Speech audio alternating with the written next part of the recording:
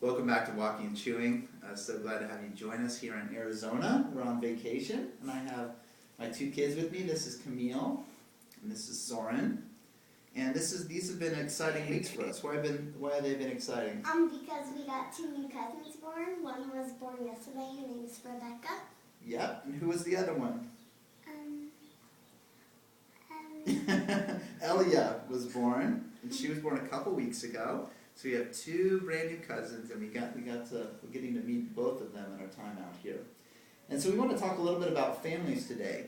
And there's an amazing part, a neat part of Mark's gospel when Mark is talking about the cross that includes families.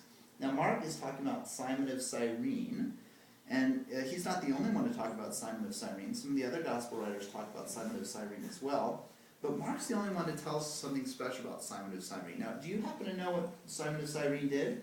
He carried the cross, and he carried Jesus' cross. That's right, he carried Jesus' cross for him.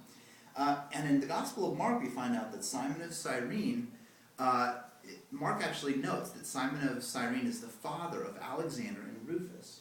Now, why that's neat, and we find this out in Romans,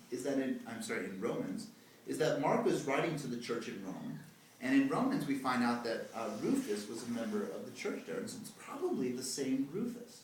And so when Mark is writing his gospel, Mark sort of takes this short little time to say, hey, listen, the people you know Alexander, right? You know Rufus, right? You go to their same church. Their dad carried Jesus' cross. How cool is that, right? So if you were reading the gospel, that would make you feel like you were so close to the cross of Jesus, right? Right? Now, we want to talk a little bit about what it means, what the cross means. And in Pastor Matt's sermon on Sunday, he talked about the cross of Christ as a special picture in the family album of God. And you know how in your family album, when you have like an album of pictures, oftentimes you'll pick one that's like the most meaningful or the most special, and you'll put it right on the front of that album, right? Like on your wedding one, That's right.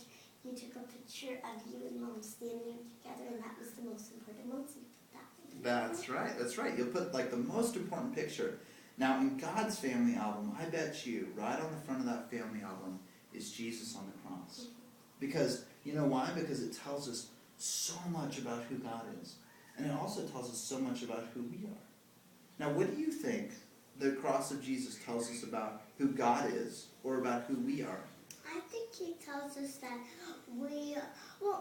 inside stories, a lot of my Bible teachers say that God is our shepherd and we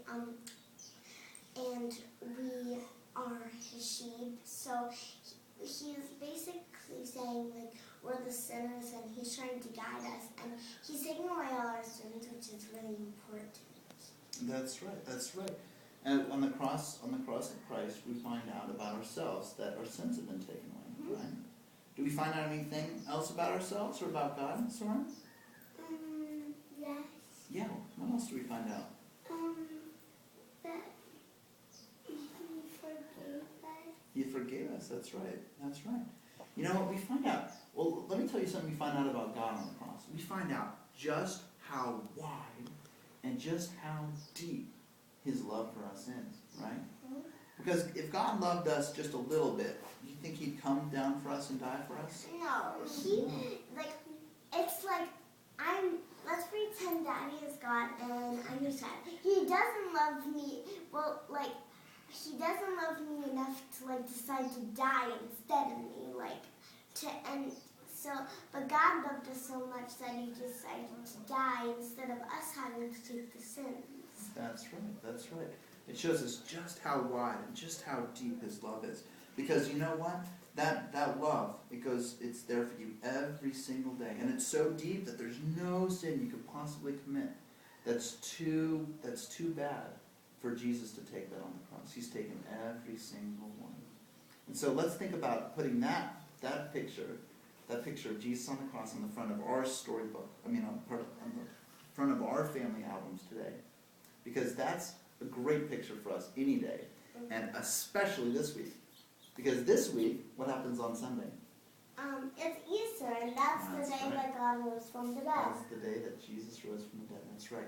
And on Maundy Thursday, we celebrate when Jesus had his last communion, or the Lord's the Passover supper with his disciples.